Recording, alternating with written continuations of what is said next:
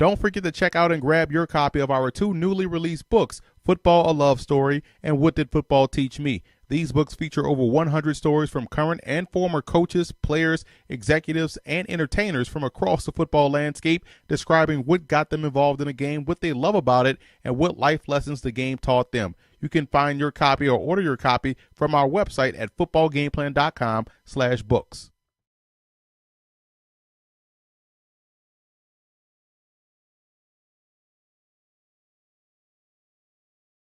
Welcome to footballgameplan.com, where football makes sense. I'm Emory Hunt, the czar of the playbook, here with Teron Davenport, and we're at the 2015 Heisman Trophy press conferences. Today is Friday. Tomorrow is the ceremony. But while we're here, Teron, we want to take a look. We've honored the guys that are here. Now it's time to take a look at some of the guys that should be here with some Heisman snubs. So I'm going to let you kick it off. I'll play defense first. I'll let you kick it off. Who's the guy that you think should be here this weekend? Well, one of the guys I think really should be here is Ezekiel Elliott. You know, the running back from Ohio State. He really jumped on the scene last year in the championship game against Oregon. And you look at what he's done this year, 10 straight 100-yard games. His streak was broken by Michigan State, but he came back with his signature game, 214 yards rushing against Michigan. He's a guy I really think should be here. We talked in the past about some of the guys who have been the focal point of the offense and the guy that the defense is focused on. Well, I mean, let's face it, there's been some struggle at the quarterback position with Ohio State, but one guy that's consistently shown up is Ezekiel Elliott. 1,600 yards rushing, 19 touchdowns on the ground. He definitely should be here because you look, Ohio State was one of the top teams throughout this whole year. Every week, the target was on him, and he came out and he performed. And I think that is the reason why he should be a Heisman candidate. That's a great point because, again, when you look at what he does for that football team, he gets them out of jams, even with the revolving door quarterback, and he's, like you said, the focal point of that offense and a tremendous player. I'm going to stay in the backfield. I'm going to go down to the Bayou with Leonard Fournette. I mean, it's funny how in the first part of the season, everyone was just saying he's a shoo-in for the Heisman. It's done. It's, sealed up, mailed it to him. Mm-hmm. It was so done. But what's funny is that quietly he's had a better year this year, I think, statistically, if you extrapolate everything, than Derrick Henry. I mean, 6.5 yards a carry on the ground. He's third in the nation in rushing, and he's done it on less carries. And yes, he's behind Derrick Henry. He's also behind Christian McCaffrey. I will say that. But less carries, higher yards per carry, and teams know he's getting the football. You talk about the issues at quarterback at Bama. You look at LSU. They've had issues since last year at the quarterback position. Everyone in the country, in the stadium, on the field, knows he's getting the football, and he got the job done. Still, he had a bad game against Alabama. That's going to happen. But this guy is still over 1,700 yards rushing.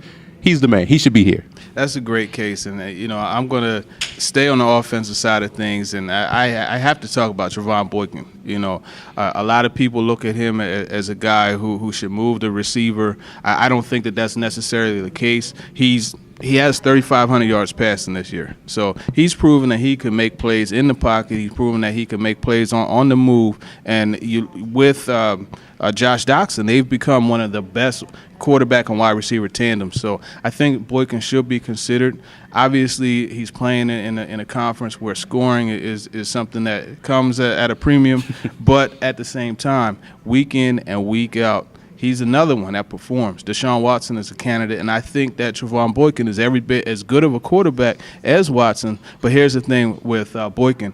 Coming into this year, he was expected to be a guy that would be a Heisman finalist, but he still delivered with an outstanding season. Obviously, you have the injury that he had to overcome, but Boykin is a guy that should also be here, all-purpose quarterback, but most importantly, he is a quarterback.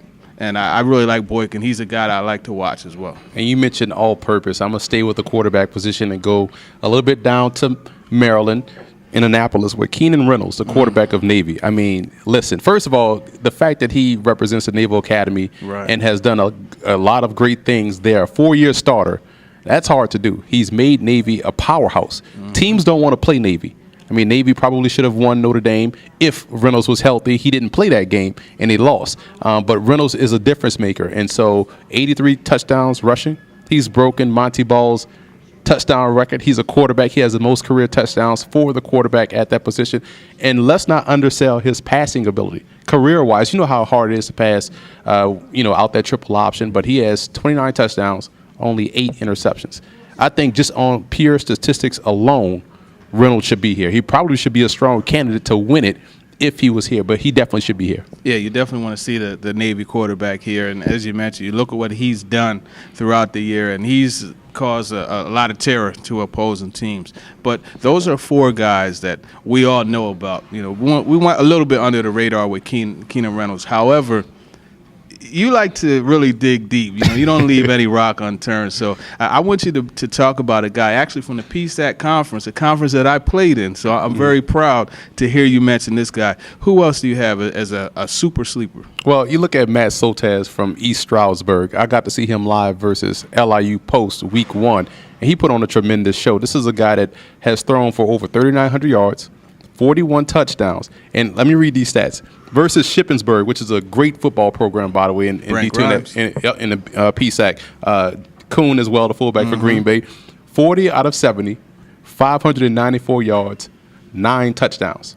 So, and that was an overtime thriller, which he threw the game winner to beat Shippensburg. Also, you look at the fact he followed up next week. I'm glad you mentioned you played at Cheney, because he followed up next week versus your squad, 28 of 38, 419 yards, 7 touchdowns. The guy is outstanding. He's a fun player to watch, and just on the strength of getting a lower level guy in here. I talked about it before, how since Steve McNair and since Randy Moss at Marshall, we haven't seen a lower level guy get this high, and it was just amazing itself that those guys were able to be here. So I think Soltesz has put up a great number. He's probably going to win the Harlan Hill Trophy, which is the Division II equivalent to the Heisman Trophy, but he's definitely a player that should have been here.